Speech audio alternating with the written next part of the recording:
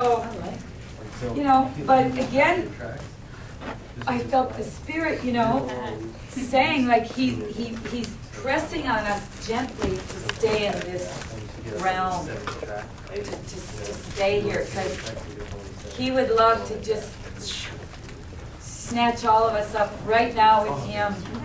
Whoa! Yeah, but he wants more. He wants more. So, did I turn this thing on? You're on. I am on. You are Okay. on. So he wants more to join in the festivities and the eternal bliss. He wants more joint enjoyers. Joint enjoyers from this translation, literal concordance. If your children, you're enjoyers also of an allotment, enjoyers indeed of an allotment from God, yet joint enjoyers of Christ's allotment. That's another way of saying co. It's another word. You're a joint enjoyer, so two enjoying the same thing. Oh yeah, you can roll it up and smoke it too. We're in trouble for drinking way too much. Now we're in trouble for smoking. Wow.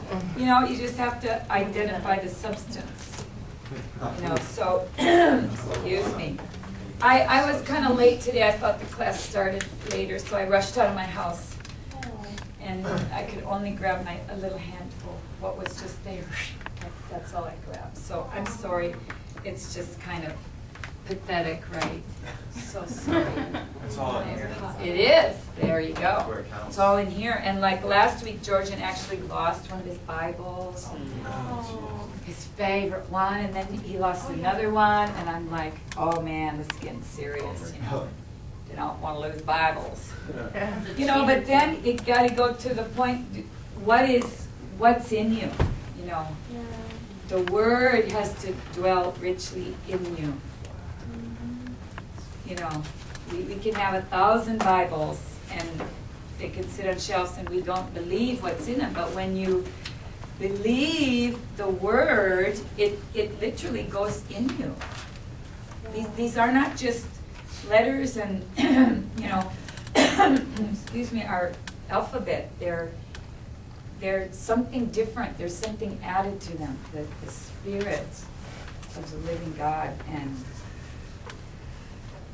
it's frightening. It's literally, it takes your breath away. So this morning, I'm reading these and I'm like, reading them again for the first time. I'm like, oh, wow. I mean, for when you were deadened to sin, you were freed from all its allure and its power over you. So sin, it shouldn't be alluring to us anymore. It shouldn't have any kind of and that's part of the gift.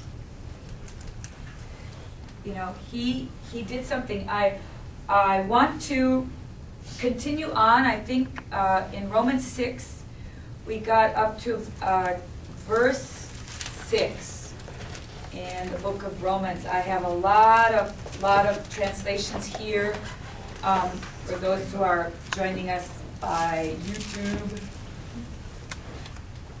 These are not human notes, they're spirit notes. They are different translations from as many as I could get my hands on.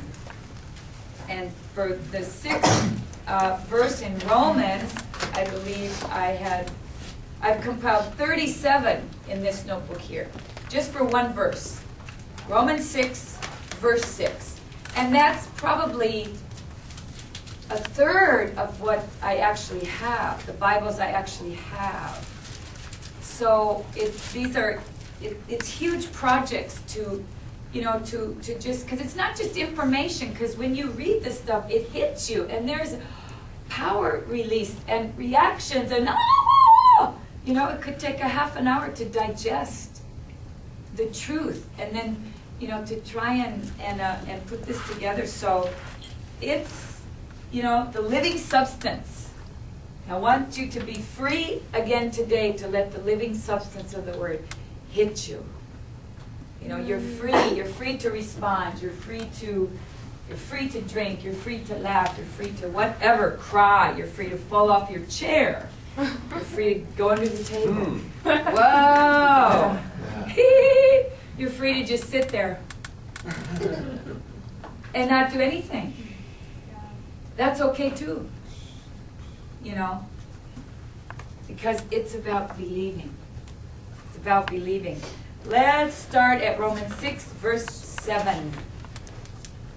Oh boy, this is really controversial. The man who has died,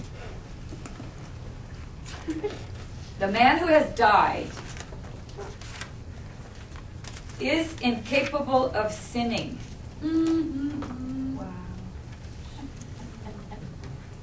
If a man is dead, if he's physically dead, nothing's going on. Nothing. So the question we have to ask is, how in the world are we dead? Because we're still alive. Living Letter says, when you were dead unto sin, you were free from all its allure and its power over you. I read that. Contemporary English version. We know that sin doesn't have power over dead people. J.B. Phillips, for a dead man can safely be said to be free from the power of sin. Only a dead man. You can safely say that man is free from the power of sin. He's dead. He's dead. Remember about John Doe? Keep that in mind, because we have to still identify who is this dead body. Who is the dead man? If a man has undergone death, he is quit of any claim which sin can make. That's God's new covenant by a Jewish man. Amplified says, for when a man dies, he is freed, loosed, delivered from the power of sin among men. Weist, for the one who died once for all, stands in the position of a permanent relationship of freedom from the sinful nature.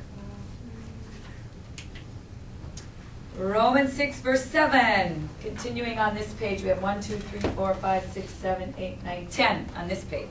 Cool. New Century. Anyone who has died is made free from sin's control. We know that sin doesn't have power over dead people. For when we died with Christ, we were set free from the power of sin. Oh, that's a little more descriptive. When we died with Christ.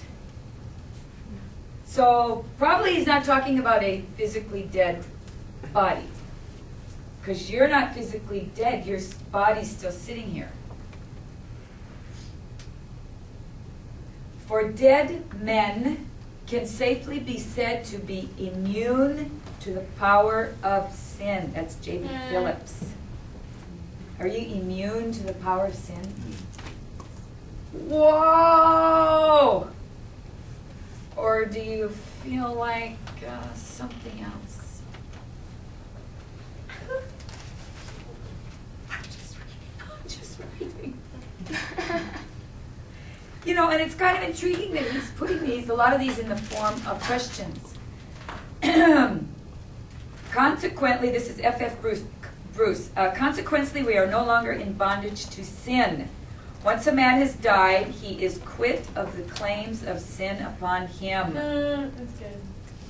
Cotton Patch version. For in dying, one is released from sin's claim on him. Knox says guilt no more. Guilt makes no more claim on a man who is dead. Question? What exactly died? What time? Okay. Probably after the second half, after